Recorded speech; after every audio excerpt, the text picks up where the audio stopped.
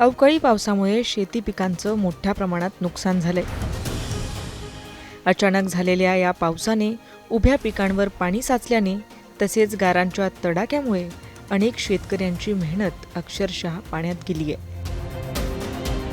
याच पार्श्वभूमीवर उपमुख्यमंत्री सुनेत्रा पवार अजितदादांच्या स्टाईलप्रमाणे भल्या पहाटे शेतकऱ्यांच्या बांधावर पोहोचल्या. थेट शेतकऱ्यांच्या बांधावर जाऊन त्यांनी नुकसानग्रस्त शेतीची पाहणी केली.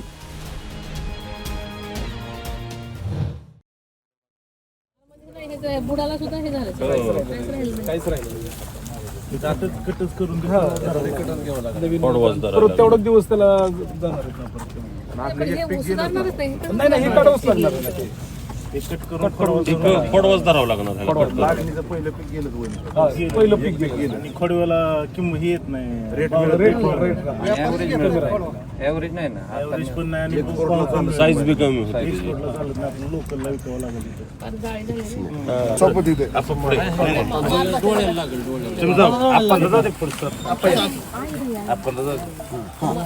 काय दाखव काय झालं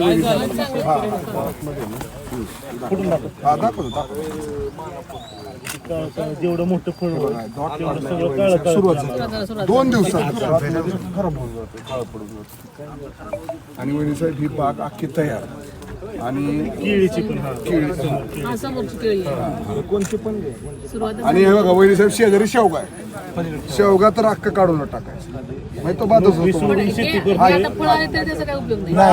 जरी हे फळ मोठं झालं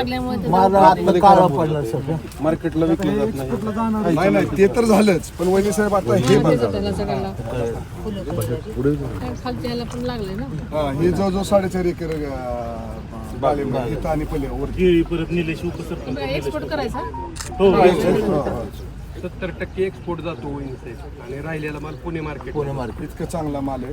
ह्यांनी टोमॅटोमध्ये मागच्या वर्षी एकरात किती रुपये केले सांग? 30 टन माल काढेल. हां 15 लाख रुपये झाले. टोमॅटोचा भाव नोकरी सोडून शेती करतो आणि चांगली शेती करतो. पण ते आता असं काय निसर्गाच्या पुढं काय निलेशची उपसरपंच आहे आमचा, त्यांची त्याच्या समोरची केळी केळी निलेश कोकरे.